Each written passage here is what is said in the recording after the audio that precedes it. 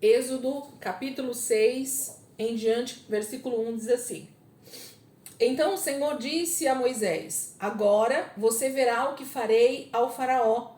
Por minha mão poderosa ele os deixará ir. Por minha mão poderosa ele os expulsará do seu país. Disse Deus ainda a Moisés: Eu sou o Senhor.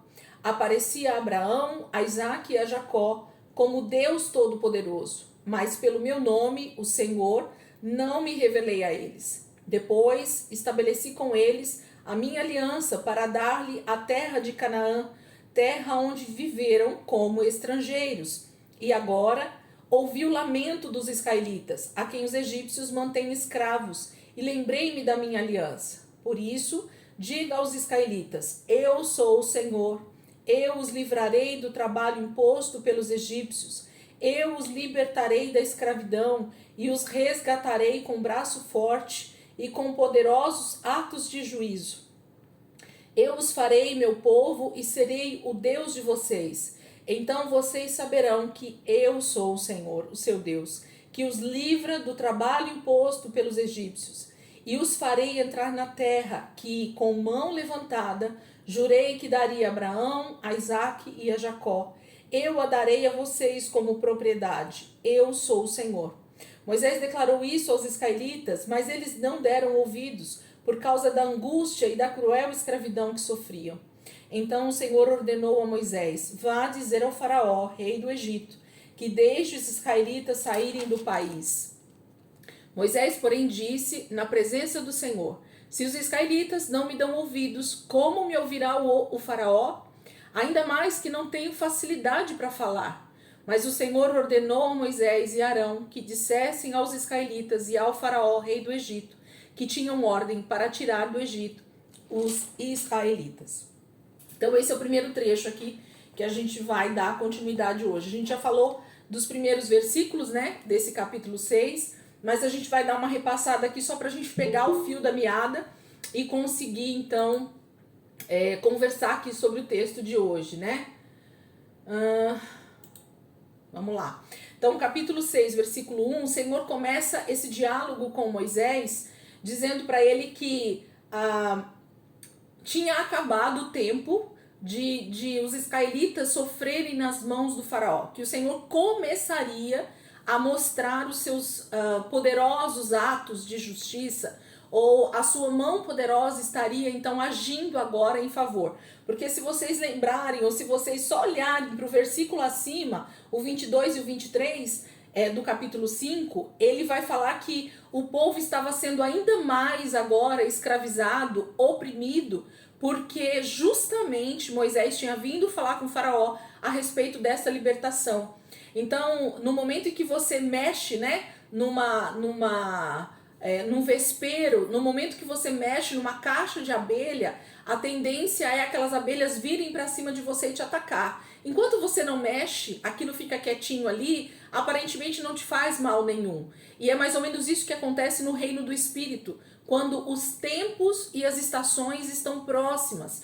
Quando o tempo do cumprimento de uma promessa de Deus está próximo, é como se Deus mexesse, né, numa caixa de vespas ou num casulo de abelhas, e aquilo vira um enxame querendo então atacar quem mexeu. Por quê? Porque Satanás e seus anjos, eles caídos, né, eles sabem muito bem o destino deles. Já existe um decreto desde Gênesis 3 que está posto, aliás, muito antes. Eu falo Gênesis 3 por causa da queda do homem, né? Mas o decreto sobre Satanás, ele está desde a sua queda. E Satanás caiu muito antes do homem cair, né? A gente sabe disso através lá do texto de Gênesis 1, 2 e 3. Então, ele já tem um decreto sobre ele, ele sabe que o lugar dele é destruição. Então, conforme a palavra de Deus vai se cumprindo ao longo da história, o nosso maior inimigo, o inimigo de Deus, que é Satanás e todos os seus anjos caídos, eles tendem a se levantar com maior fúria. E é isso que acontece em cada período da história da humanidade, onde Deus está para fazer algo, mover algo em favor do seu povo, em favor da nação que ele escolheu, em favor daqueles que ele tem como foco de salvação. Sempre que Deus está movendo as coisas espirituais. Os inimigos de Deus que conhecem esse movimento espiritual, eles vão estar sempre se levantando contra tudo isso. Então é isso que acontece com o faraó ali. Conforme Moisés fala sobre a libertação, ele se levanta e começa a oprimir ainda mais. Foi isso que a gente viu no capítulo 5. E aí Moisés fica triste, né? Porque ele fala: Senhor, o Senhor falou que ia fazer, o Senhor me convocou para isso, e eu chego e começo a fazer e nada acontece, parece que só piora, né? E então o Senhor começa a falar com Moisés nesse momento por causa disso, tá? Então, por causa disso, por causa dessa reclamação, ou na verdade dessa oração de Moisés no finalzinho do capítulo 5, é que o Senhor intervém então e começa a falar com ele no capítulo 6. Então o Senhor começa a falar Êxodo, capítulo 6, versículo 1. Cíntia, entrando aí, graça e paz, Miguel, só demos a introdução. Êxodo, capítulo 6, versículo 1. A gente já leu, mas agora eu vou começar a falar então, a partir do capítulo 6. Ele diz assim no versículo 1, né? Então o Senhor disse a Moisés: agora é a partir desse momento, Moisés, que você vai ver, começar a ver o que eu farei, né? O que eu vou começar a fazer. Agora você verá o que farei ao faraó. Então, faz um círculo nessa palavra faraó, porque a gente precisa sempre ter uma leitura muito apurada da palavra para nós vermos com quem Deus está falando, ou com quem Deus vai agir, né? Ou através de quem, ou para quem Deus está falando aquela mensagem. E a mensagem é muito clara: agora você verá o que farei ao faraó, ok? Peraí que eu já vou falar com vocês por que isso, mas eu queria que você grifasse. Por quê? Por minha mão poderosa, ele, o faraó, os deixará ir. Por minha mão poderosa, ele os expulsará do seu país. Então, agora a questão do Senhor, a mão do Senhor vai estar levantada, a mão do Senhor poderosa vai vir sobre o Egito para fazer com que Faraó seja então de uma maneira poderosa, ser abatido, ser destruído, ser oprimido, ser feito algo através da mão do Senhor contra o seu maior inimigo nesse momento, que é esse segundo anticristo que nós denominamos como faraó aqui. O império egípcio, ele se torna esse lugar que vai se chamar lá em Apocalipse da Grande Babilônia, ou em toda a história da humanidade, a gente vai ter vários impérios que vão se levantar com esse anticristo e tentando justamente destruir a promessa de Deus e o propósito de Deus. Então, a mão poderosa do Senhor vai vir contra Faraó, ok? Deus não tem problema com mais ninguém ali no Egito. Deus tem problema com o anticristo. É ele quem está oprimindo o seu povo. É ele quem está colocando ainda mais carga e opressão. É ele quem está escravizando o seu povo, Israel, ali. Então, a mão poderosa do Senhor vai vir contra Faraó. Disse Deus ainda a Moisés: eu sou o Senhor. Apareci a Abraão, a Isaque e a Jacó como Deus Todo-Poderoso. Mas pelo meu nome, o Senhor, esse é um outro nome de Deus agora, ele está dizendo, né? O Senhor, não me revelei a eles. O versículo 2 e 3, gente, eu achei assim, tão tremendo na maneira como Deus está trabalhando, se movendo e falando com Moisés, porque o que acontece? A gente precisa então colocar um divisor aqui, né? Um divisor de tempos, de estações. O Senhor está dizendo que na época de Abraão, de Isaque e de Jacó, ele se apresenta para esses patriarcas, ele se apresenta para esses homens, ele se apresenta primeiro para Abraão, por exemplo, no seu chamado lá no capítulo 12 de Gênesis, ele diz que ele chama Abraão e ele se apresenta como o Deus Todo-Poderoso. E aqui eu quero já aproveitar para colocar uma observação histórica ou uma observação dos tempos. Naquele período da história, gente, que nós estamos relatando aqui, e até bastante tempo depois, não só nesse tempo, a grande questão na mentalidade desses grandes impérios, e aí nós podemos dizer Mesopotâmia, Egito, depois vem Babilônia, os persas, os assírios, todos esses grandes impérios desse momento da história, qual era a mentalidade deles, só para vocês entenderem o que vai começar a acontecer aqui agora. E eu preciso que você anote isso para que você lembre disso depois. Qual é a mentalidade desses grandes reinos e principalmente desses imperadores ou reis ou faraós, no caso aqui do Egito?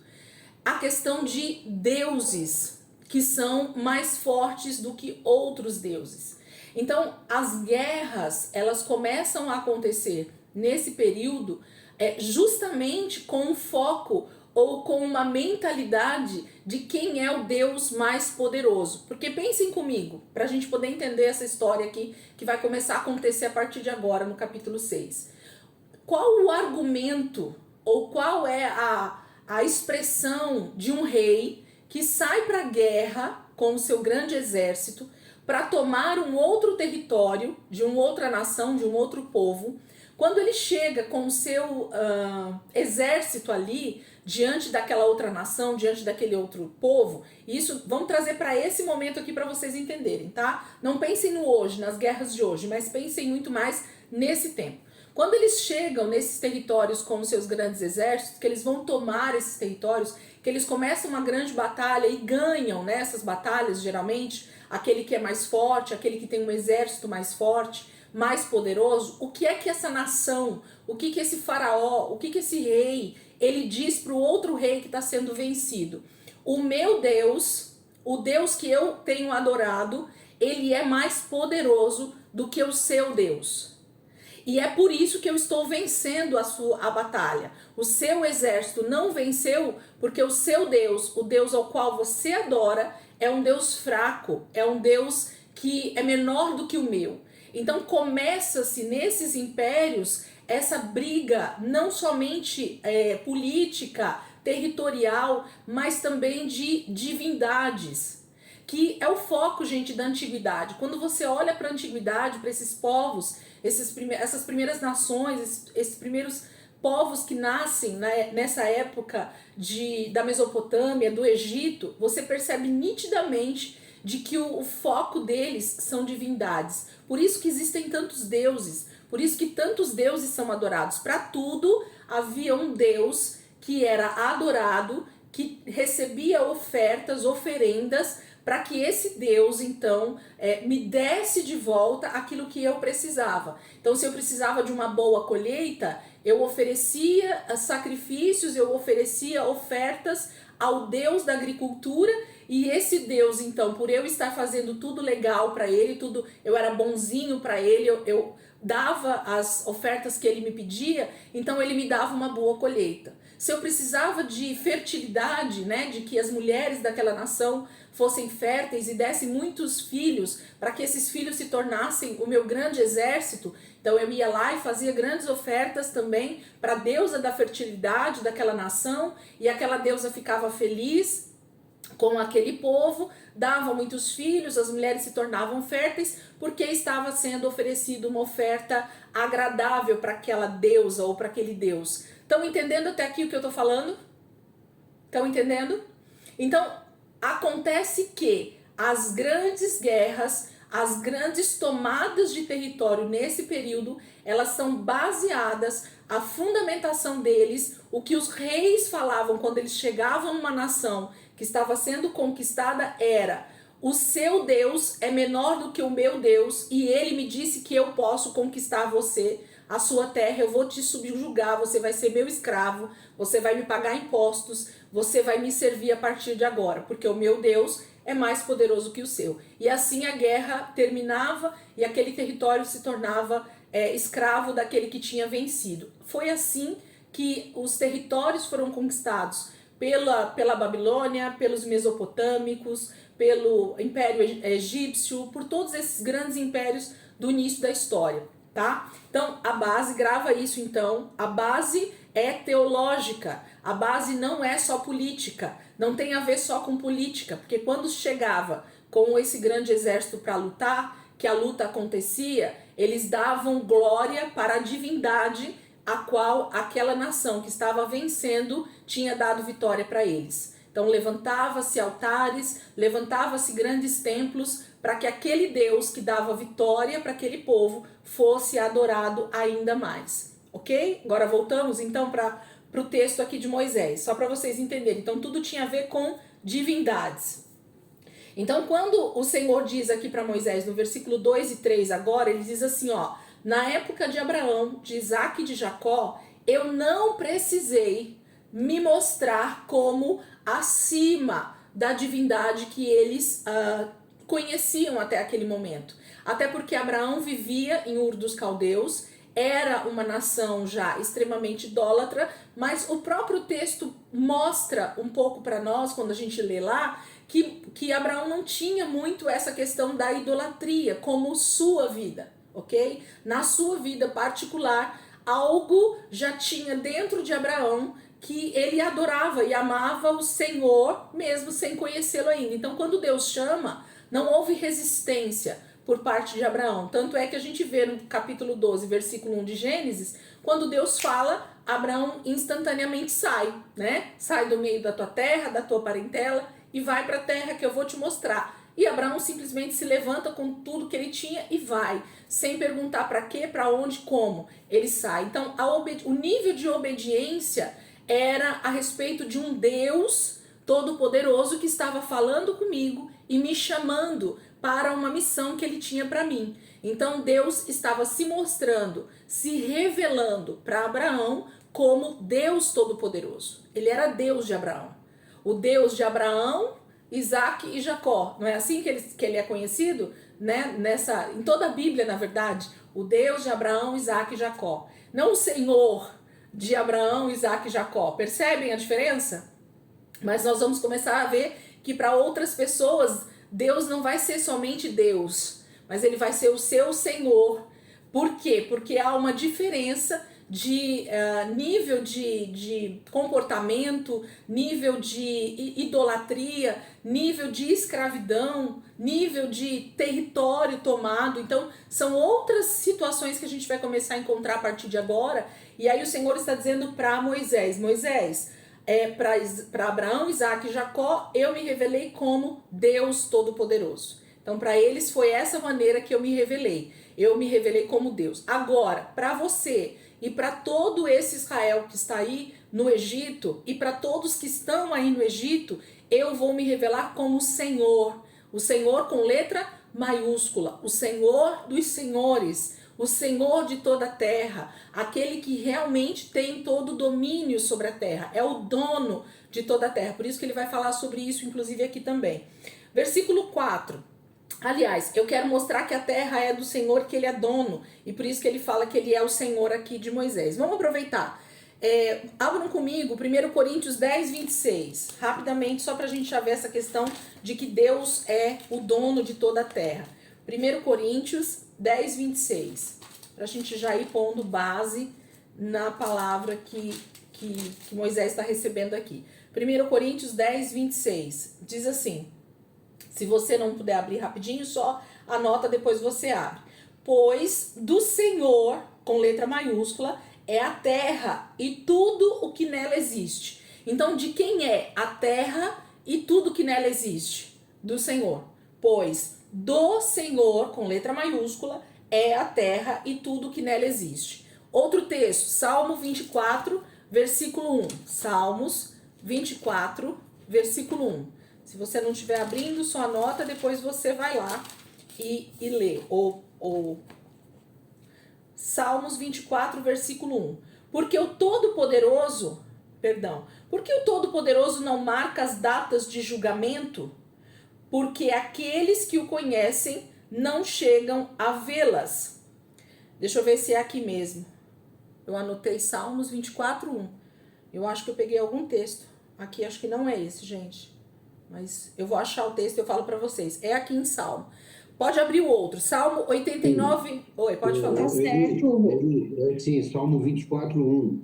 É isso mesmo. O Senhor é a terra e a sua plenitude, o mundo e aquele que neles habitam. Ah, perdão. Eu que abri errado. Eu abri Jó. Perdão, gente. Obrigada. Salmo 24, 1. Eu falei, mas eu li o texto. Será que eu abri errado no dia também? Do Senhor é a terra e tudo que nela existe, o mundo e os que nele vivem. Então, tudo é, né? Do Senhor é a terra e tudo o que nela existe.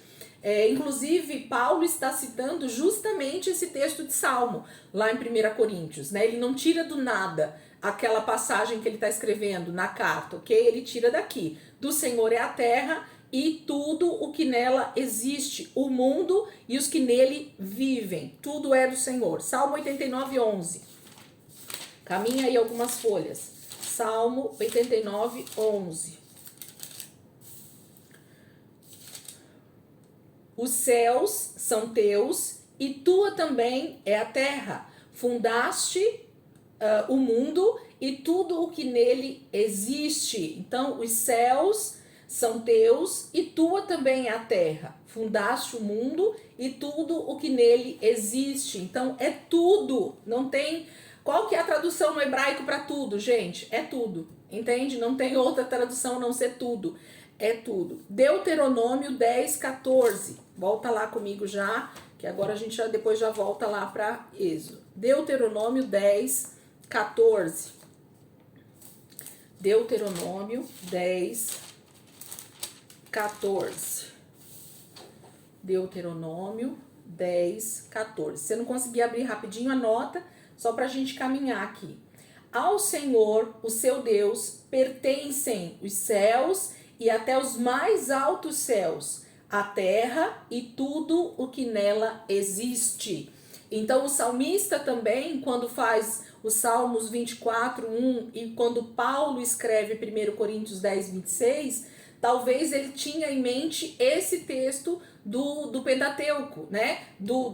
Da primeira menção que o Senhor faz a respeito disso, ou de uma das menções. Ao Senhor, o seu Deus, pertencem os céus e até os mais altos céus, a terra e tudo o que nela existe. Então, tudo que está na terra é do Senhor. De quem é, gente? Do Senhor. Não é meu, não é seu, é do Senhor. Tudo que está aqui na terra é dele, pertence a ele. Foi ele quem fez, foi ele quem criou. Ele é dono de tudo isso. E a gente precisa ter essa mentalidade para entender o que é o senhorio de Deus, o que é o senhorio de Cristo. Quando a gente não entende essa questão de propriedade, quando a gente não entende quem é o dono, de quem nós somos, para quem nós fomos comprados, é onde a gente tem a mentalidade de que nós temos alguma coisa, de que nós somos donos de alguma coisa. E nós não somos, nós somos mordomos daquilo que o Senhor põe nas nossas mãos. Isso é muito importante a gente compreender. Volta lá para Êxodo. Então, o Senhor se apresenta agora para Moisés e para toda a nação de Israel como o Senhor. Então, como alguém que é dono de tudo, de toda a terra, e ele vai se apresentar como o dono, dizendo: prazer Israel, prazer Moisés e Arão, eu sou o dono de toda a terra e de tudo que existe. Então não é o faraó do Egito, não é qualquer outra pessoa que vocês conheçam, mas quem é o Senhor, o dono dessa propriedade de toda a terra, sou eu. Então essa é a maneira com que Deus vai se apresentar para o seu povo a partir de agora. É isso que a gente vai começar a ver. Versículo 4. Depois estabeleci com eles a minha aliança, para dar-lhe a terra de Canaã, terra onde viveram como estrangeiros. Eu vou ler de novo o versículo 2 e 3, lendo junto o versículo 4 e 5, para a gente dar entendimento no que Deus está falando para Moisés. Escutem.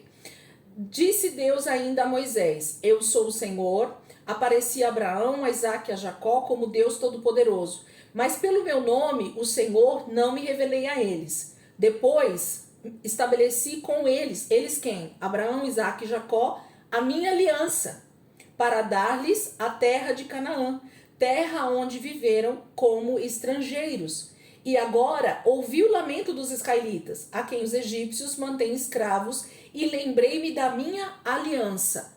Deus se lembrou da aliança que ele fez com quem, gente? Com Abraão, Isaque e Jacó. Então, o que Deus vai começar a cumprir a partir de agora desse texto é uma aliança, um contrato de casamento, um contrato de aliança que ele fez com Abraão, que ele renovou com Isaque e que ele renovou mais uma vez com Jacó. Porque quando ele renova isso com Isaque, ele diz: eu estou fazendo novamente o renovo com você dessa aliança, porque eu fiz essa aliança com teu pai Abraão.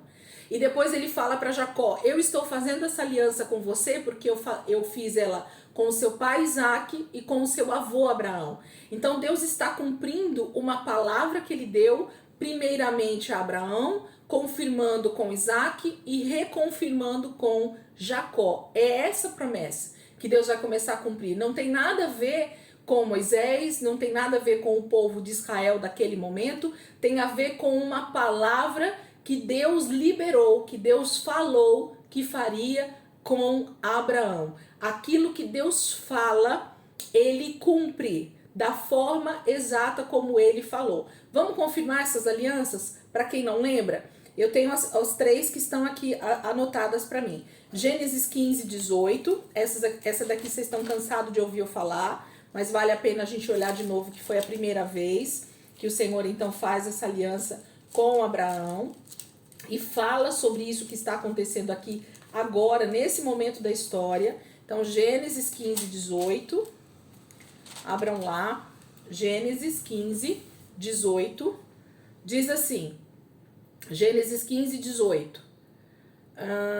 Achamos. Naquele dia, o Senhor fez a seguinte aliança com Abrão. Ele nem era Abraão ainda. Naquele dia, o Senhor fez a seguinte aliança com Abrão: aos seus descendentes dei esta terra. Coloca, faz um grifo ou circula dei. A palavra dei, ok? Dei esta terra. Só aproveitando para vocês conhecerem o contexto. Abraão está morando em Canaã nesse momento, tá? Quem quiser dar uma lembrada depois volta, dá uma lida no texto, vocês vão ver. Abraão, nesse momento que Deus está falando com ele aqui, ele já está morando em Canaã, ok? Aos seus descendentes dei esta terra, desde o ribeiro do Egito até o grande rio, o Eufrates. Qual que é essa terra? Qual que é a extensão dessa terra que Deus está dando? Ele está dando, ele não está vendendo, ele não está doando, ele está dando, ok? Essa terra aos descendentes de Abraão. Abraão tem algum filho em Gênesis 15 ainda? Não, ok? Aí ele fala qual é essa terra que ele está dando, que é desde o rio, o ribeiro do Egito, até o grande rio Eufrates. 2 pontos. A terra dos queneus, dos quenezeus, dos cadmoneus, dos hititas, dos ferezeus, dos refaíns, dos amorreus, dos cananeus, dos girgaceus e dos jebuseus. Então, a terra que Deus está dando para a descendência de Abraão como herança, e Deus estava dando, na verdade, a Abraão isso, mas ele diz que a descendência de Abraão é que tomaria posse disso, é isso que ele está falando, é toda essa terra. Mas, vamos voltar, vamos agora correr a página para Gênesis 28, 4. Gênesis 28, 4. Anda aí, meia dúzia de páginas. Gênesis 28, 4. Essa foi a palavra que Deus deu a Abraão. Gênesis 28, 4 diz assim: que ele dê a você e aos seus descendentes a bênção de Abraão. Qual que é a bênção de Abraão? Aquela que a gente acabou de ler. Para que você tome posse da terra na qual vive como estrangeiro, a terra dada por Deus a Abraão. Gente, olha a palavra dada e olha a palavra tome posse. Vou ler de novo. Que ele dê a você e aos seus descendentes, que ele dê a você e aos seus descendentes a bênção de Abraão. Qual é a bênção de Abraão, gente? A promessa, ok? Para que você tome posse. Agora não é mais uma promessa de que vai ser. Agora aqui está sendo dito que você tome posse, que você consiga tomar posse da terra no qual vive como estrangeiro. Agora Deus está falando com Isaac a respeito dele estar morando numa terra, que essa terra é dele, dada por herança. O Senhor já deu essa terra, mas que ele anda nessa terra, ele mora nessa terra como um estrangeiro. Por quê? Porque o momento de tomar posse, eu quero que você anote isso ou que você grife isso, o momento da posse ainda não era esse. Deus estava confirmando uma promessa, uma aliança que ele havia feito com Abraão. É deles. A herança já está dada, ok? Agora eu vou lembrar de algo aqui que me veio na mente. A gente só toma posse, gente, de uma herança do pai quando o pai morre, ok? Então, como é que se toma posse com o pai vivo? Não existe. Então é como se Deus dissesse assim: eu ainda não morri e por isso que vocês ainda não podem tomar posse. Grava isso aí na tua mente ou anota isso que você vai se lembrar quando a gente falar alguma coisa lá na frente. Então, que ele dê a você e aos seus descendentes a bênção de Abraão para que você tome posse da terra na qual vive como estrangeiro, a terra dada por Deus a Abraão. Foi Deus quem deu, ok? Deus deu, está dado. Ninguém tira essa promessa de quem o Senhor deu a palavra. Agora, só anda alguns versículos, versículo 13. Versículo 13 do mesmo capítulo aí. Ele diz assim, ó: ao lado dele estava o Senhor que lhe disse: eu sou o Senhor, o Deus do seu pai Abraão e o Deus de Isaque. Darei a você e aos seus descendentes a terra na qual você está deitado. Seus descendentes serão como o pó da terra e se espalharão para o oeste e para o leste, para o norte e para o sul. Todos os povos da terra serão abençoados por meio de você e da sua descendência. Aqui Deus já estava falando com quem, gente? Olha lá o versículo 10, o início desse trechinho aí, o que está escrito: o sonho de Jacó em Betel. Agora o versículo 13 já está sendo a confirmação do próprio Deus a respeito de Jacó. Então o Senhor confirma agora para Jacó: eu sou o Senhor, o Deus do seu pai Abraão e o Deus de Isaque, e darei a você e aos seus descendentes a terra na qual você está deitado. Então, Jacó está indo, né, em direção à terra que já é dele, mas ele ainda não vai tomar posse dela porque ainda não é o momento. Porque Deus falou lá naquele texto que a gente leu em Gênesis 15, que a descendência de Abraão passaria por um tempo de escravidão, lembra? De 400 anos, nós já lemos isso algumas vezes. Então, Deus precisava cumprir toda a sua palavra para que isso viesse a ser uma realidade física e ao mesmo tempo espiritual. Então, tudo que Deus fala, Deus vai cumprindo isso de acordo com as suas próprias promessas ou reavivando as suas promessas ao longo da história. E se vocês lembrarem o que a gente falou semana passada, nós temos 3 lugares aqui, né, dentro do livro de Êxodo. Nós temos então o Egito, nós temos o deserto e nós temos a terra prometida, ok? Qual é o lugar que Deus prometeu para Abraão dar como herança, como posse? Qual é o lugar? Quem quer abrir para falar?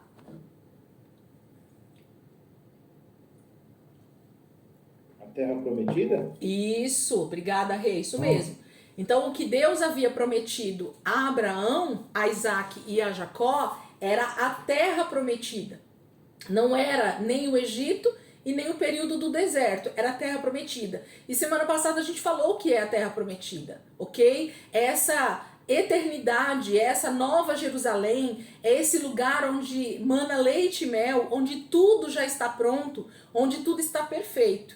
E nós vamos falar muito sobre esses 3 lugares aqui. Então marca que a promessa é para Abraão, Isaque e Jacó, que eles têm herança e que em algum momento eles vão tomar posse. E aqui o Senhor está dizendo agora que ele vai fazer esse povo que está ali no Egito tomar posse da promessa que ele fez a Abraão, a Isaque e Jacó, ok?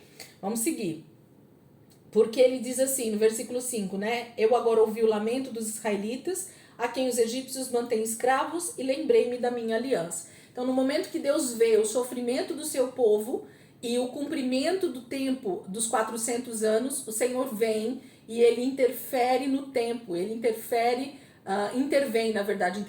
ele intervém no tempo, na história, e é por isso que a gente começa a ver essa história de Moisés e do povo e da libertação. A pergunta que a gente sempre faz para que vocês reflitam é se alguém clamasse 50 anos antes desse período aqui, Deus iria intervir na história? Não. E se alguém clamasse muito, 100 anos antes desse período da história, Deus ouviria? Não, ok? Então, vocês percebem que existem algumas orações que elas precisam se mover no seu tempo, no tempo apropriado, e que durante o período entre a promessa e o cumprimento, a minha oração então precisa ser lembrando o Senhor da promessa que Ele fez para o tempo oportuno. Percebe a minha frase? Durante o período entre a promessa e entre o tomar posse daquilo que Deus está me prometendo fazer, existe um período. E nesse período que Deus não vai cumprir, porque Ele disse o tempo que isso vai acontecer, eu preciso somente orar, não para que Deus adiante aquilo que Ele está para fazer. Porque se Ele falou que são 400 anos, não vão ser nem 399 e nem 350 e nem 300. Serão 400 anos, ok? Então, o que precisa se fazer durante esse período é continuar crendo. Anota isso.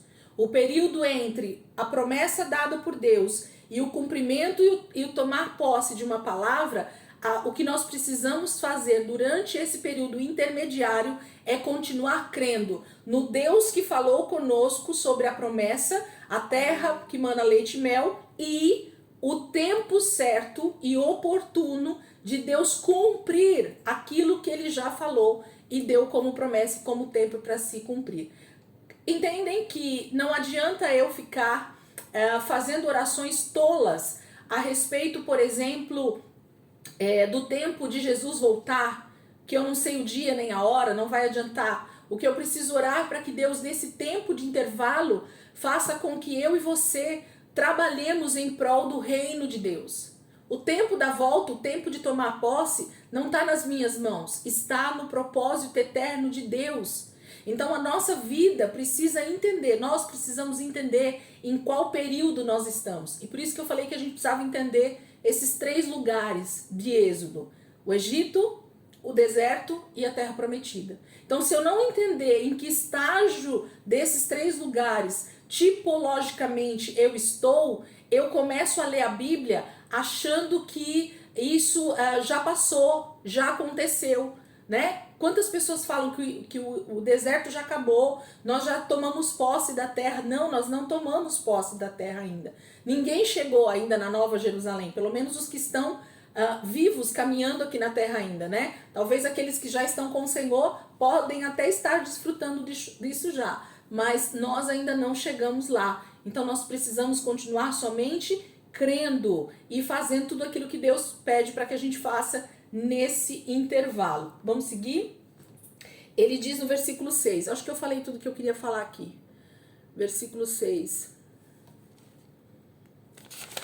Tá. Versículo 6. Por isso, diga aos israelitas. Então, Moisés, fala aí com a galera. Eu sou o Senhor, eu os livrarei do trabalho imposto pelos egípcios, eu os libertarei da escravidão e os resgatarei com braço forte e com poderosos atos de juízo. Eu os farei meu povo e serei o Deus de vocês. Então vocês saberão que eu sou o Senhor, o seu Deus, que os livra do trabalho imposto pelos egípcios. E os farei entrar na terra que com mão levantada jurei que daria a Abraão, a Isaque e a Jacó. Eu a darei a vocês como propriedade, eu sou o Senhor. Percebem que palavra, gente, poderosa?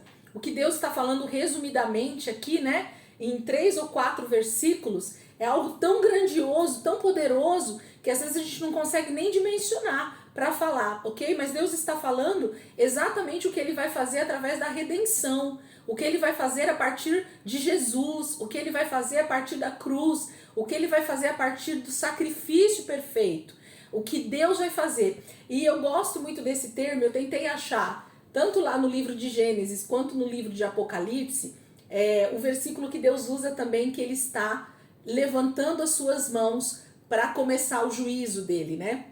Ele fala que ele faz o juramento a Abraão com mãos levantadas. Eu não achei o versículo exatamente para vocês, mas a hora que eu achar eu vou citar para vocês, porque a gente vai ver muito esse termo.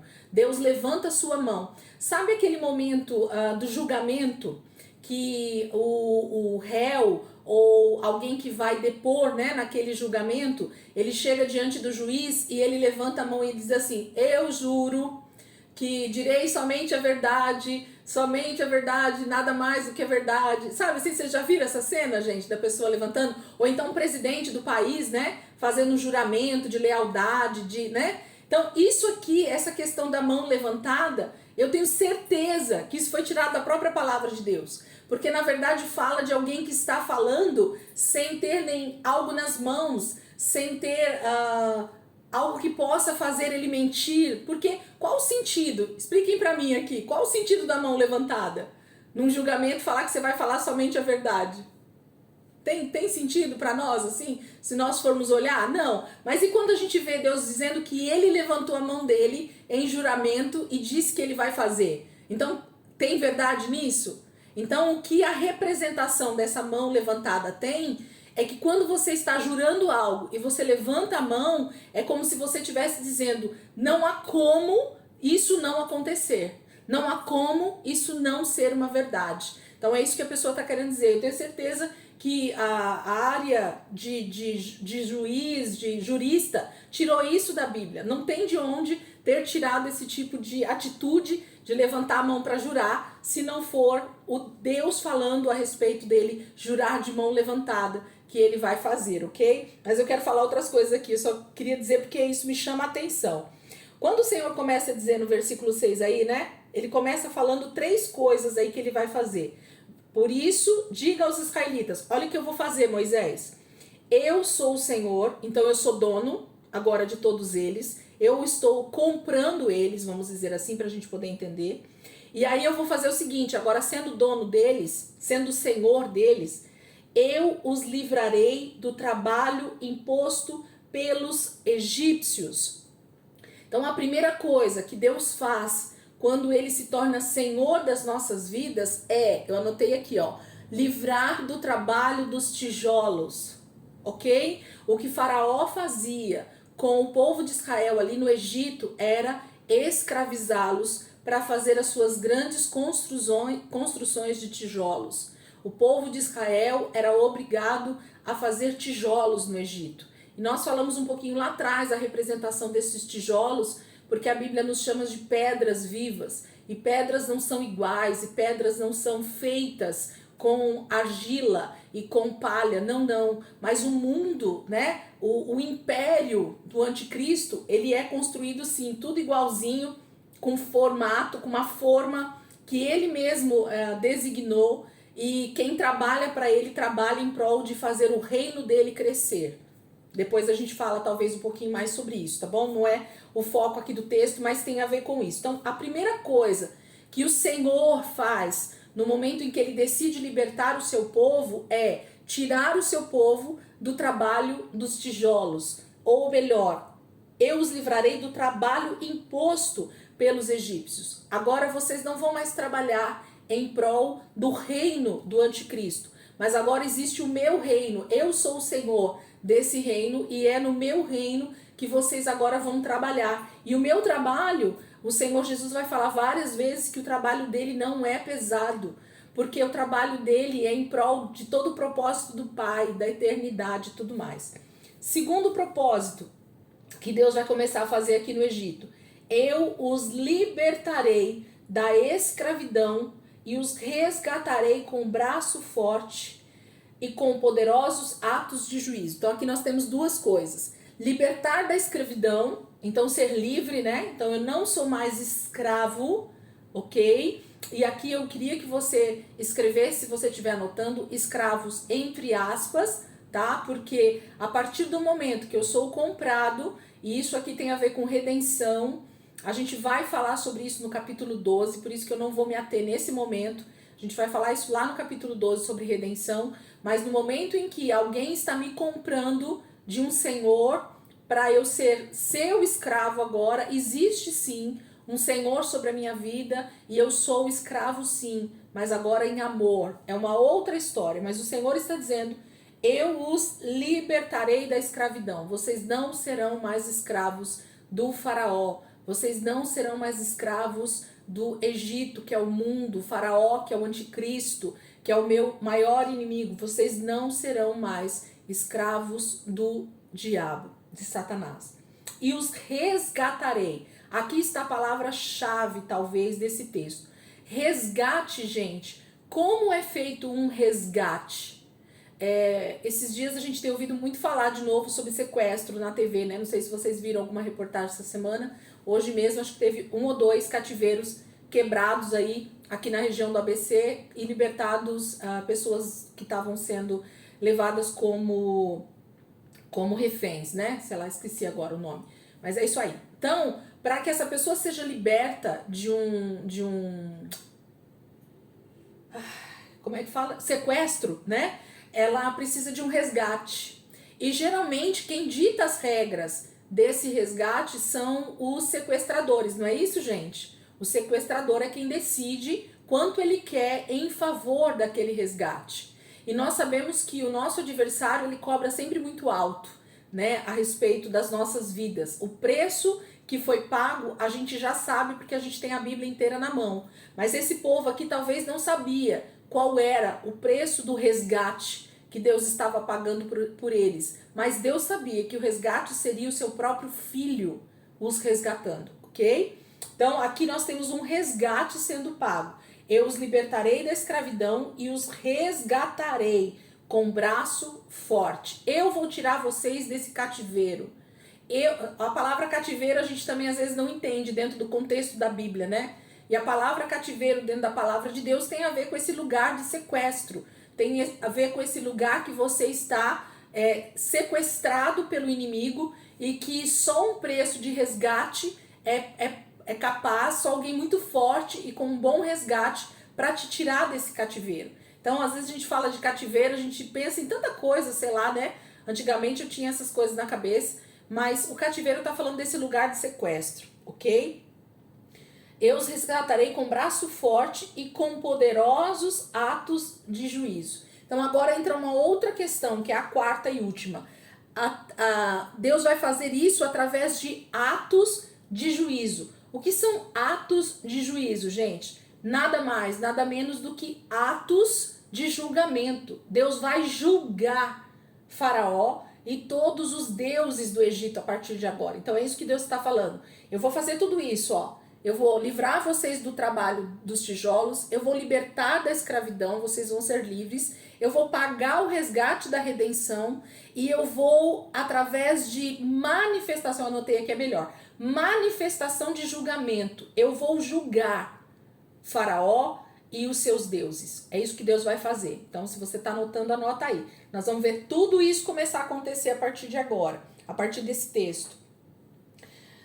Versículo 7. Aí depois que eu fizer tudo isso, né, que nós acabamos de falar, vem o versículo 7. Gente, eu vou fechar, senão vai fechar na nossa cara aqui. Vamos fechar e voltar rapidinho pro versículo 7 para eu não perder o fim da meada aqui, tá bom? Dizer 15 pessoas.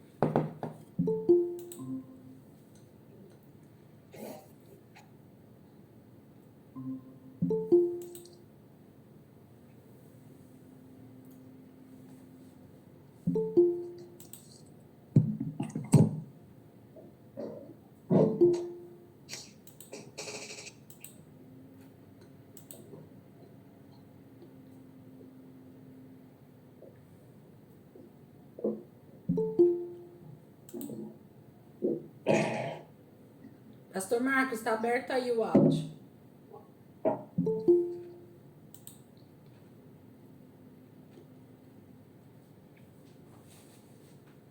Faltando 4.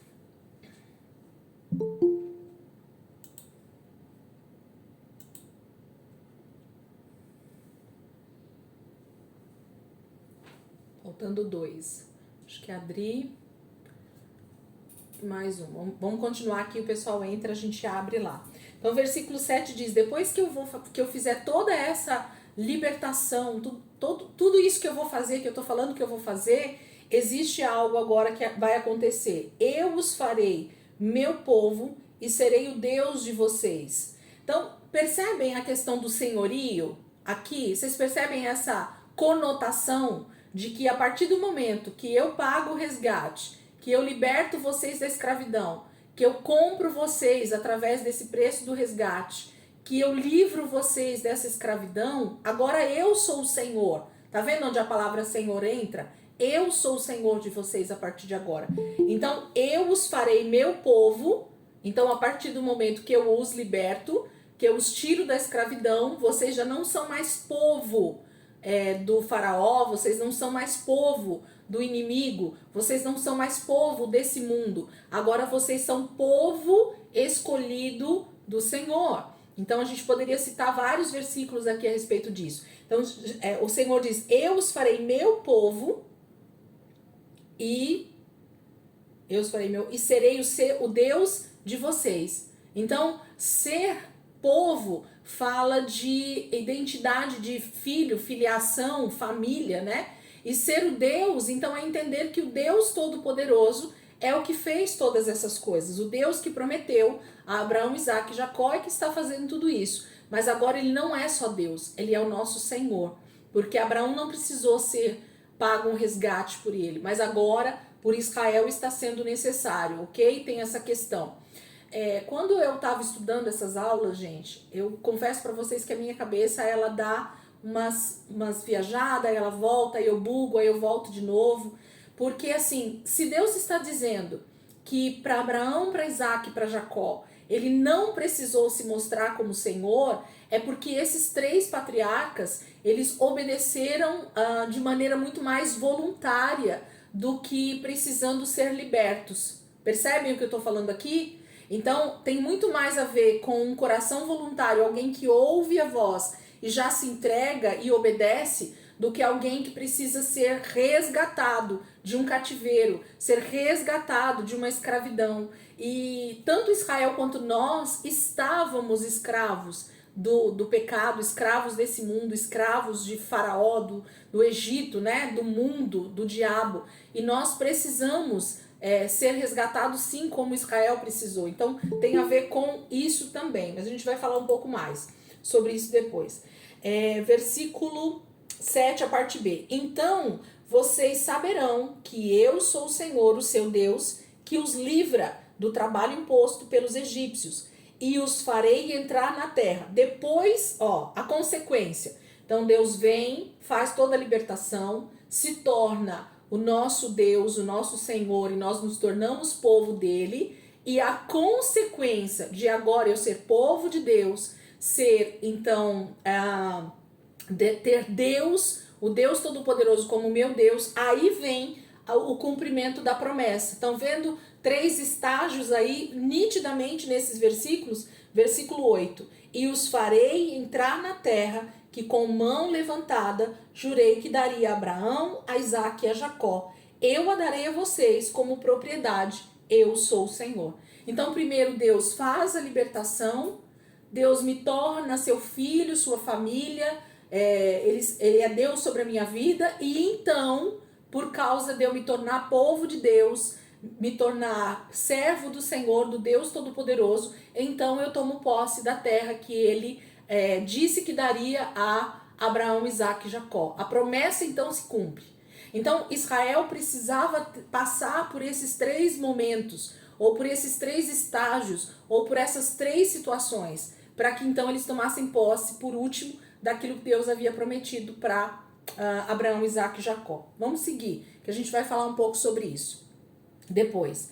9. Eu falo depois, gente, porque o texto vai ficando mais robusto, tá? Não é que eu quero falar depois. Não, o texto vai falar sobre isso depois. Então não adianta eu ficar esmiuçando aqui, sendo que a gente vai ler muito mais coisas sobre isso dentro do próprio texto. Versículo 9. Moisés declarou isso aos israelitas, mas eles não lhe deram ouvidos por causa da angústia e da cruel escravidão que sofriam. Eu quero que vocês anotem isso agora que eu vou falar diante desse versículo. Olha o que está acontecendo aqui. O Senhor fala com Moisés, ele recebe essa palavra do versículo 6 até o versículo 8, que nós acabamos de ler, esses 3 processos que vão acontecer com o povo de Israel, ali no Egito. E quando Moisés, então, declara isso ao povo, leva a mensagem de Deus ao povo, a respeito da libertação, a respeito da salvação, do resgate, a respeito deles se tornarem povo de Deus, a respeito de Deus, o Deus Todo-Poderoso, se tornar o Deus deles, a respeito deles, então, tomarem posse da promessa, da terra prometida a Abraão, Isaque e Jacó. Quando Moisés declara tudo isso ao povo, o que acontece com o povo? Eles não deram ouvidos. Alguém aqui já pregou para alguém e a pessoa disse assim, isso é bobagem que você está falando. Jesus morreu por mim? Eu, pecador, preciso de ser resgatado desse mundo? Eu preciso ser salvo? Eu estou escravo do pecado? Alguém já teve viu isso acontecendo e as pessoas não dão... Jesus está voltando. Isso é história da carochinha. É loucura desses crentes evangélicos, desses teólogos malucos, entende? Grande tribulação, igreja vai passar grande tribulação. Imagina, isso aí, a tribulação já é aqui, ó, o inferno. Quem já ouviu isso? O inferno já é isso aqui, ó, que nós estamos vivendo. Gente, ninguém sabe o que é inferno, não. Isso aqui é o deserto, lembra? O que nós estamos passando? Deserto, lugar de comemorar a terra que está diante de nós e que nós vamos conquistar. Então isso aqui não é o inferno, ok? Não é o inferno. Então as pessoas, elas têm a tendência, por causa de uma cegueira espiritual. E aqui o texto está dizendo o que acontece com essas pessoas. Olha para o texto de novo. Moisés declarou isso aos israelitas, mas eles não lhe deram ouvidos. Por quê? Por causa da angústia e da cruel escravidão que sofriam. Gente, a escravidão do pecado, ela é tão angustiante, tão massacrante. O diabo cega de tal maneira as pessoas nesse mundo que elas não conseguem dar ouvidos à promessa de libertação, a promessa de salvação, a promessa de resgate e a promessa de uma terra prometida que mana leite e mel, de uma eternidade com o Senhor, como Deus Todo-Poderoso, como Senhor das nossas vidas. Entenderam aqui o texto? O que Moisés está falando diante de Deus, né? Ele está falando para o povo e o povo não está dando ouvidos para ele. Versículo 10. Então o Senhor ordenou a Moisés: vá dizer ao faraó, rei do Egito, que deixe os israelitas saírem do país. É como se Deus dissesse assim: dê ouvido não, Moisés. Dá ouvido para esse povo que não quer te ouvir não. Fica tranquilo que eles vão entender. Eles vão dar ouvidos para você. Pode continuar fazendo o que eu mandei você fazer. 12. Moisés, porém, disse na presença do Senhor. Deus fala com ele em seguida, ele fala: Senhor, se os israelitas não me dão ouvidos, como me ouvirá o faraó? Olha só, gente, se as pessoas que o Senhor ama, que nós pregamos o evangelho, não querem dar ouvidos para nós, e quando a gente dá ordem para o diabo? Você acha que o diabo vai libertar as pessoas facilmente? Satanás, liberta esse meu irmão que eu estou querendo que ele seja salvo. Você acha que é fácil isso? Dar ordem ao faraó? Dar ordem ao anticristo? Dar ordem ao diabo? Não é fácil, né? E é isso que Moisés está dizendo. Ainda mais que eu não tenho facilidade de falar. Voltou lá a história de não conseguir falar. De ser difícil de falar, né? Dele não ter habilidade na fala. Ele não tem eloquência. Ele não tem facilidade para falar. Ele não é uma pessoa muito boa na fala, né? Em se comunicar. Então Moisés está novamente rebatendo com o Senhor essa questão de que se o povo não está ouvindo ele, que dirá Faraó? E se o povo e Faraó, com o jeito dele falar, piorou, ok? Mas o Senhor ordenou a Moisés e Arão que dissessem aos israelitas e ao Faraó, rei do Egito, que tinham ordem para tirar do Egito os israelitas. Gente, quando existe um decreto, quando existe uma palavra liberada, quando existe um tempo oportuno para as coisas acontecerem que o Senhor tem propósito, eu posso querer, eu posso não querer, eu posso saber falar, eu posso não saber falar. Deus vai fazer algo através das vidas que ele decidir fazer. não tem a ver com a nossa capacidade, não tem a ver com a nossa capacidade. Tem a ver com a capacitação do Espírito em nós, da autoridade que o Senhor investe nas nossas vidas, do poder de Deus que é dado para nós através do Espírito de Deus que está sobre nós. Entendem? Deus vai fazer e ponto final. É isso que o Senhor está dizendo. Ele nem está retrucando com Moisés, porque o que Moisés está falando não tem sentido para Deus. Deus vai fazer porque Ele nos ama, porque Ele decide usar eu e você para fazermos isso. Abra um parênteses aqui para vocês. Se Deus quisesse sozinho, gente, fazer todos os atos de juízo que Ele vai começar a fazer com o faraó, sozinho, sem a ajuda de Moisés e de Arão, Deus faria? Sim ou não? Façam aí o joinha, para cima ou para baixo. Deus faria sozinho se Ele quisesse? Sim! E aí aqui já mostra para nós como é que Deus trabalha, gente. Desde o livro de Gênesis, quando Deus entrega para Adão a terra e diz: subjugue, coloque o nome dos animais, cuide da terra, faça dela o melhor lugar do mundo. Deus está dizendo: eu estou dando para os meus filhos a autoridade de governar a terra. Então Deus tem prazer em nos usar, e aqui não é o usar de usar, vocês estão entendendo isso, de nos capacitar para fazer aquilo que Ele quer que a gente faça, porque a terra é o lugar que eu habito, que você habita, e que nós temos então a autoridade que vem de Deus para cumprirmos os propósitos do Senhor. Essa grande comissão, essa grande capacitação para fazer isso vem do Senhor, e o enviar é dele também. Então quem está fazendo e quem está enviando é Deus. E Ele ama trabalhar conosco. Ele ama ter a nossa ajuda, né? De nós sermos esses ajudadores desse grande trabalho que é salvar a humanidade para o Senhor. Deus tem prazer nisso. Ele podia fazer tudo sozinho. Aliás, com um estalo. Mas lembra que Deus está agora fazendo com que o faraó entenda quem é Senhor e quem é Deus sobre os deuses. É isso que a gente vai começar a entender a partir de agora. Nós vamos passar por esse momento aqui da genealogia. Eu vou ler para vocês. Versículo 14 até o finalzinho praticamente. A genealogia de Moisés e Arão. Estes foram os chefes das famílias israelitas. Os filhos de Ruben, filho mais velho de Israel, foram Enoque, Palu, Esrom e Carmi. Esses foram os clãs de Ruben. Os filhos de Simeão foram Gemuel, Jamim, Oade, Jaquim, Zoar e Saul, filho de uma cananeia. Esses foram os clãs de Simeão. Estes são os nomes dos filhos de Levi, por ordem de nascimento: Gerson, Coate e Merari. Levi viveu 137 anos. Os filhos de Gerson, conforme seus clãs, foram Libni e Simei. Os filhos de Coate foram Anrão, Issar, Hebron e Uziel. Coate viveu 133 anos. Os filhos de Merari foram Mali e Muzi. Esses foram os clãs de Levi, por ordem de nascimento. Anrão tomou por mulher sua tia Joquebede, que lhe deu à luz Arão e Moisés. Anrão viveu 137 anos. Os filhos de Issar foram Corá, Nefeg e Zicre. Os filhos de Uziel foram Misael, Eusafã e Citri. Arão tomou por mulher a Eliseba, filha de Aminadab, irmã de Naasson, e ela deu à luz Nadab, Abiú, Eleazar e Itamar. Os filhos de Corá foram Assir, Eucana e Abiasaf. Esses foram os clãs dos coraitas. Eleazar, filho de Arão, tomou por mulher uma das filhas de Futiel, e ela lhe deu à luz Finéias. Esses foram os chefes das famílias dos levitas, conforme os seus clãs.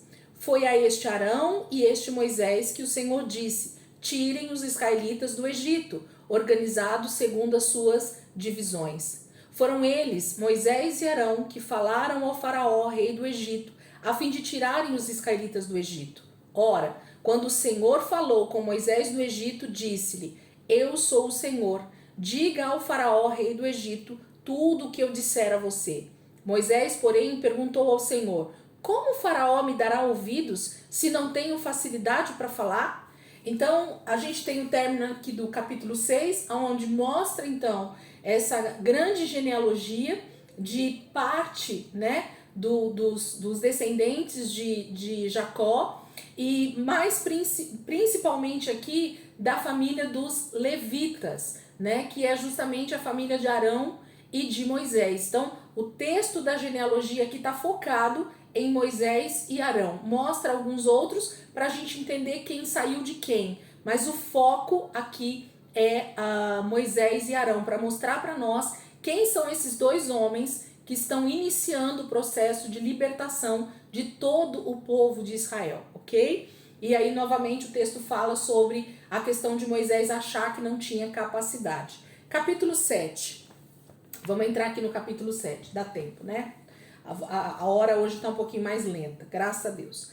Capítulo 7. O Senhor lhe respondeu para Moisés, né? Dou a você a minha autoridade. Deus está falando para Moisés: dou a você a minha autoridade perante o faraó, e seu irmão Arão será seu porta-voz.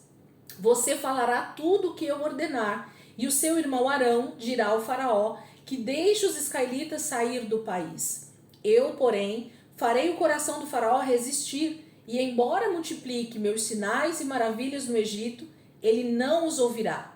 Então porei a minha mão sobre o Egito, e com poderosos atos de juízo tirarei do Egito os meus exércitos, o meu povo, os israelitas. E os egípcios saberão que eu sou o Senhor, quando eu estender a minha mão contra o Egito e tirar de lá os israelitas. Moisés e Arão fizeram como o Senhor lhe havia ordenado. Moisés tinha 80 anos de idade e Arão 83, quando falaram com o faraó. Então vamos parar aqui um pouquinho para a gente já falar um pouquinho sobre esses versículos aqui do capítulo 7. Dou autoridade a você, Moisés. Aonde vocês, quando eu leio esse versículo, o que vem à mente de vocês? Aonde vocês já ouviram essa mesma frase? Aonde vocês lembram desse mesmo texto? Aonde foi dito isso dentro da palavra de Deus? Alguém sabe me dizer? Acho que nós até falamos um pouquinho sobre isso já, mas eu queria só puxar de vocês aí a memória. Dou a você a minha autoridade. Quem recebeu também essa mesma frase? Quem? Quem respondeu aí? Alguém? Jesus falou isso para os discípulos? Na verdade, Jesus recebe isso do Pai, né? Mas ele também diz na grande comissão que ele então estaria dando, né, a sua autoridade. Então, a gente começa primeiro no próprio Cristo. Eu tenho toda a autoridade. O meu Pai me deu toda a autoridade nos céus e na terra, ok? E aí Jesus, sim, o Reginaldo lembrou bem, não era esse o texto, mas a gente pode completar. Quando Jesus, então, ele vai... Autoridade para Adão também. Perdão, Rê, fala de novo. Deus fala isso para Adão também? Também. No Gênesis ele também dá a mesma frase, dando autoridade sobre a terra, né? Sobre tudo que existe nela, por causa dessa entrega que Deus estava dando ao homem. Mas eu queria mais ir, o primeiro Adão é Adão, né? O segundo Adão, que é o perfeito, que então recebe essa palavra do Pai e dá andamento nela, é Jesus. E Jesus dá a mesma palavra para os seus discípulos quando então ele libera eles para o ministério. Então você vê que a gente tem o mesmo Deus agora entregando essa autoridade dele, o Pai, né, entregando a autoridade a Moisés dele. Então Moisés estava investido da autoridade de Deus. Moisés estava investido da autoridade do Pai. Por isso que a gente diz que Moisés também é uma tipologia de Cristo, de Jesus, né? É aí que a gente vai entendendo esses textos sendo mostrados para nós e a gente entende então que aqui em Êxodo Deus estava dizendo, fazendo a primeira menção do texto, e a gente vai ver isso replicado lá nos evangelhos, com o próprio Deus falando a respeito de Cristo, do seu Filho Jesus, que ele tinha toda a autoridade nos céus e na terra. Moisés, por enquanto, está só com autoridade na terra, né? No céu ainda tem o Senhor, porque ele é só a tipologia, mas está lá, ok? Isso é a questão de Deus entregando a sua autoridade sobre a vida de Moisés. Só que Moisés diz que ele não quer falar. ok? Ele não quer ser a pessoa que vai falar aquilo que Deus falou. Ele não tem facilidade para falar. Então Deus dá Arão como seu porta-voz. Arão provavelmente tem mais facilidade em se comunicar, em trazer uma mensagem mais clara, em ter talvez mais paciência em falar com o faraó, não sei. Mas eles dizem que Moisés não tinha facilidade em falar. Moisés é claro com isso. E o Senhor dá Arão para ele, para que Arão seja esse porta-voz. Gente, só colocando já um parênteses e uma anotação aí para vocês. Arão vai ser então o que lá na frente? Consagrado ao que mesmo? Como que ele vai ser? O que ele vai ser consagrado lá na frente pelo Senhor? Profeta. Não. Eu quero outro nominho. Ainda que esteja dentro. Sacerdote? Isso aí. Sacerdote. Não sei quem falou aí, só ouvi o sacerdote. Então ele vai ser ungido sacerdote, o sumo sacerdote, né? E o que tá então aqui já demonstrando para nós? Percebem como é a questão? Moisés, ele tinha a autoridade do próprio Deus para falar com o faraó. Mas ele diz assim, Deus, eu não consigo falar. Então quem começa a falar por Moisés nesse momento é Arão, que vai se tornar então o primeiro ou o principal, e é dele a linhagem dos sacerdotes de Israel. Por quê? Porque Deus vai confirmar essa palavra lá na frente, que ele está então chamando uma nação de sacerdotes, de alguém que é o intermediário entre Deus e os homens. Grava isso. Sacerdote é um intermediário, é um interlocutor, né? É alguém que está entre Deus e os homens, Deus e os pecadores, ok? Esse é o papel do sumo sacerdote ou do sacerdote. A gente vai ver isso um pouco lá na frente. Mas a gente já vê aqui Moisés como essa tipologia de Cristo e Arão, então, como essa tipologia daquele que é o porta-voz, é aquele que fala. Você falará tudo que eu ordenar, e o seu irmão Arão dirá ao faraó que deixe os israelitas sair do país. Deixa eu ver se eu anotei tudo aqui. Ok. Sabe um texto que eu queria ler aqui com vocês, que eu anotei aqui? Atos 1:8. Abram lá rapidinho. Que é justamente o complemento daquilo que o Reginaldo falou, mas que também fala um pouquinho mais sobre Arão também. Atos, capítulo 1, versículo 8. É um texto bem conhecido. Eu sei que a hora que a gente começar a ler, vocês já falam rapidamente o texto todo. Atos 1:8. Diz assim: mas receberão poder quando o Espírito Santo descer sobre vocês, e serão minhas testemunhas em Jerusalém, em toda a Judéia e Samaria e até os confins da terra. Gente, o que é testemunha? Nada mais é do que falar aquilo que viu ou ouviu, não é isso? Sim ou não? O que é uma testemunha? É uma pessoa que viu ou ouviu alguma coisa que ela então pode testemunhar, ok? O que era Arão com Moisés, gente? Moisés ouvia Deus, Deus falava com ele, Moisés então passava a mensagem que ele tinha ouvido para Arão, e Arão era então essa testemunha de Deus na frente de Faraó e na frente de todo o povo. Sim ou não?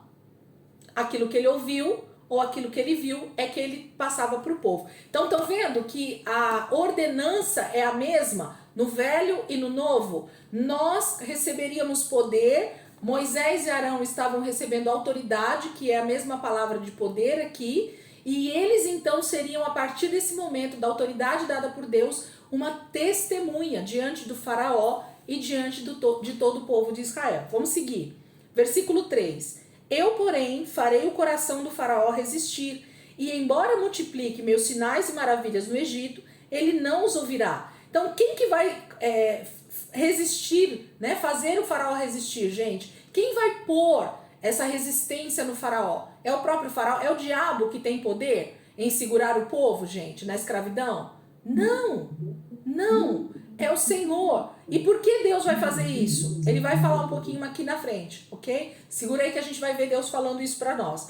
Eu, porém, farei o coração do Faraó resistir, e embora multiplique meus sinais e maravilhas no Egito, ele não os ouvirá. Então porei a minha mão sobre o Egito e com poderosos atos de juízo, ou melhor, eu gosto, manifestação de julgamento. Tirarei do Egito os meus... O que está na Bíblia de vocês aí, gente? Nós já falamos sobre isso aqui também, nessas aulas de Êxodo. Os meus exércitos. Tem alguém com uma outra linguagem que não está escrito exército? Que está escrito outra coisa? Na NVI está versículo 4, a parte B, ó. Ele não os ouvirá, então porei a minha mão sobre o Egito e com poderosos atos de juízo tirarei do Egito os meus exércitos, o meu povo, os israelitas. Tem alguma versão diferente? Quem não tá aí com a NVI quiser falar? Tá todo mundo com os exércitos aí na Bíblia? Tá escrito exércitos na de vocês também? Tá? O meu tá o meu povo. Só, não aparece a palavra os meus exércitos. Não, só aparece o meu povo. É a Bíblia Vida, Nova Vida? É a que a gente tá lendo esse ano? Tá, ela é mais simples, né? Ela é mais objetiva. Por isso que não aparece. Mas quando eu falo isso, vocês entendem, né? Tem algumas versões e por isso que a gente deve, né, dar uma consultada e ler versões diferentes de vez em quando, para a gente pegar algumas traduções um pouco mais profundas a respeito do texto original, ok? Então, quando o texto fala, tirarei do Egito os meus exércitos, o meu povo, os israelitas, o Senhor está dizendo o que é que ele está tirando dali do Egito. E agora não é simplesmente um povo, não é simplesmente os filhos de Jacó. Não, Deus está nos chamando de um grande exército. Os meus exércitos. Gente, para que serve exército? Falem para mim aí.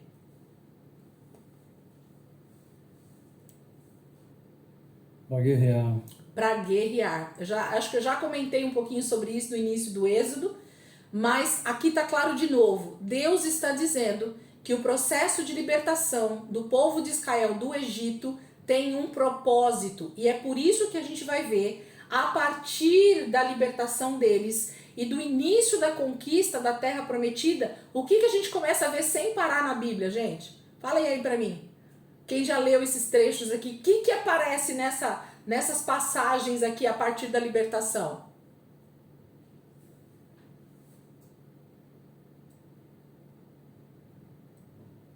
Guerras e mais guerras.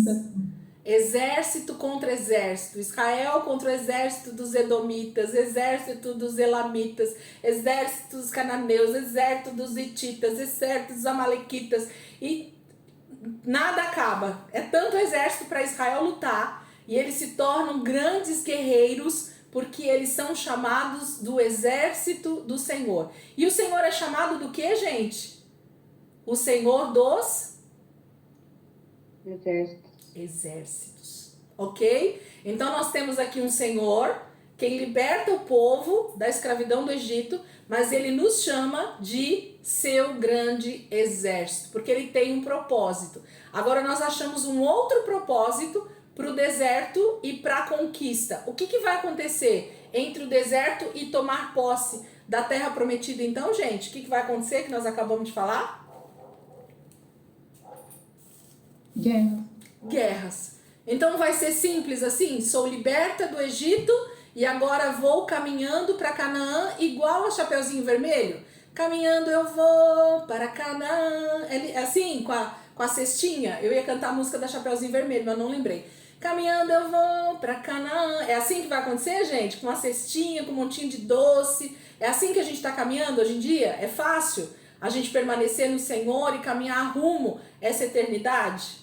Não, existem guerras sendo travadas, só que aonde essas guerras são feitas? No reino espiritual hoje. Nós vamos entender as guerras aqui físicas, mas vocês vão entender quem são esses países, essas nações, esses povos, e aí vocês vão entender que a guerra não é física, simplesmente, mas ela é muito mais espiritual, ok? Então nós temos uma batalha travada entre a libertação, pode falar.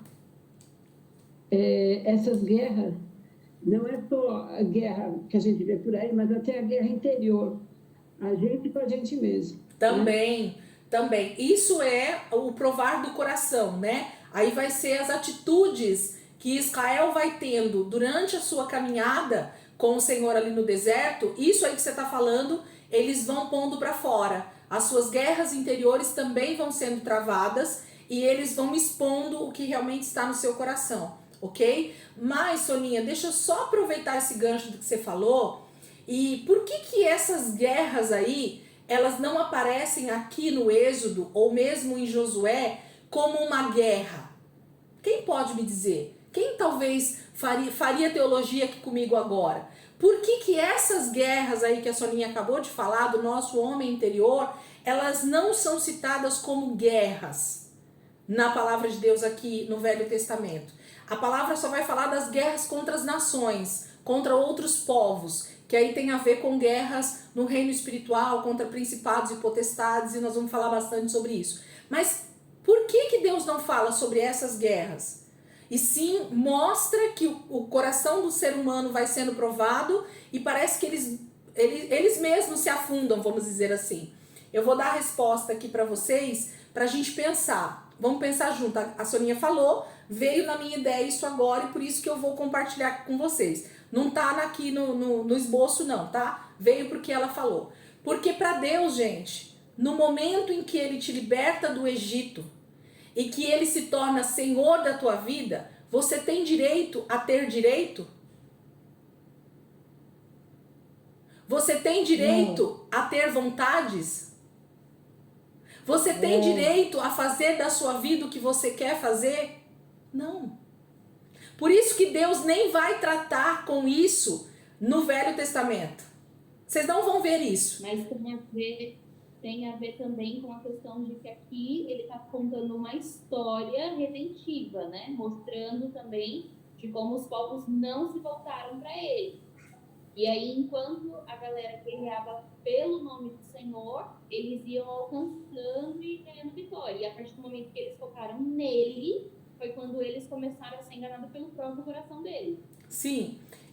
Tudo que você falou, Dai, tá tudo certo. Vocês entenderam aí, gente, o que ela falou? Na verdade, o foco do Êxodo, de Josué, é essas batalhas em prol, né, de conquistar aquilo que Deus tinha dado para eles e de mostrar para as outras nações que o Senhor é o Deus Todo-Poderoso. Mas só o complemento aqui do gancho do que a Soninha falou é que a Bíblia, nesse contexto aqui, não vai tratar essa luta interior. Vai tratar isso como algo de senhorio. Jesus, o Senhor Deus, Ele é Senhor sobre as nossas vidas. Acabou a sua vontade. Para nós hoje, nós estamos crucificados com Cristo. Quem é morto faz alguma coisa, gente?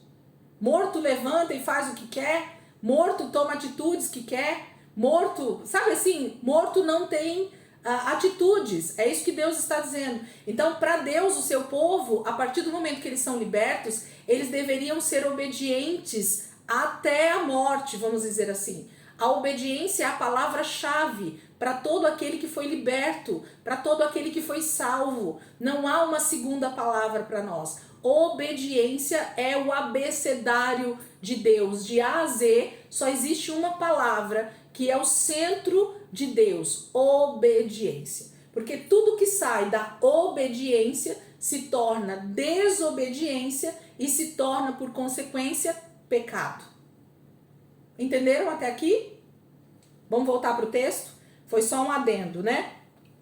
Então o Senhor diz que Ele está libertando o seu exército, porque agora tinha um propósito essa libertação. Não era simplesmente caminhar lindo e maravilhoso, saltitante até Canaã. Não, esse território não seria liberado facilmente. Deus então estava levantando o seu exército. Esse mesmo termo aqui, os meus exércitos, gente, quem está comigo desde Gênesis, talvez lembre, e se não lembrar, volta lá na aula ou volta nos textos. Deus faz a mesma menção de meu exército nos primeiros capítulos de Gênesis. Quando Deus fala da criação da humanidade, Ele cita como seus exércitos também, ok? Não vou procurar agora porque talvez eu não ache tão facilmente o versículo, mas se você ler lá os 3, 4 primeiros capítulos de Gênesis, tem esse texto escrito, o Senhor dizendo que ele está formando o seu exército, porque a batalha espiritual já estava travada. Satanás já era uma realidade nessa terra, quando ele foi lançado do céu para cá, em rebelião. E ele já estava pronto a tentar destruir tudo aquilo que Deus havia criado com tanta perfeição. Então, essa questão do exército para Deus, de nos levantar como um grande exército, não é uma menção só do Antigo Testamento para a gente ver esse monte de guerra. Não, não. Tem a ver com um entendimento redentivo, tem a ver com um entendimento do que Deus pensa a respeito de nós como filhos aqui nessa terra, como um grande exército batalhando em favor de tomarmos posse da nossa herança, daquilo que foi roubado das mãos dos filhos de Deus.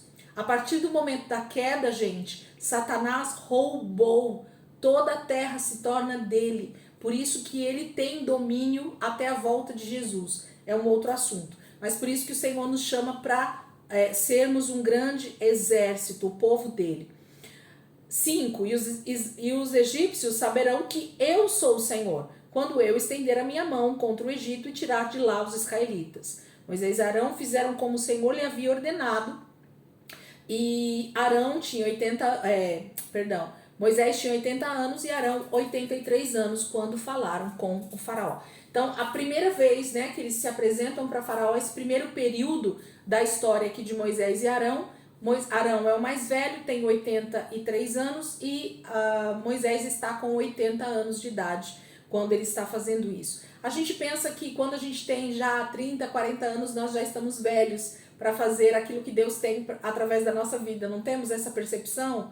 Temos, mas nós podemos ver pela palavra de Deus de que não há idade para Deus fazer nada nessa terra. Ele faz como ele desejar, da maneira que ele desejar. Amém, queridos? Vamos parar aqui, porque a gente vai entrar agora, semana que vem, exatamente nos primeiros sinais a respeito de Deus ser Deus sobre os deuses egípcios. E então a gente vai entender aquele conceito que eu falei no início da aula para vocês, de que a guerra aqui contra o faraó não é uma guerra de poder, não é uma guerra política, não é uma guerra simplesmente em favor de escravos do Egito, mas é uma guerra entre deuses, entre aspas, ok? Entre o Deus Todo-Poderoso e Satanás e todos os seus demônios que acham que são Deus, mas eles não são Deus, ok? Só existe um Senhor, só existe um Deus sobre toda a terra. Ele é o dono de todas as coisas. Então, ele governa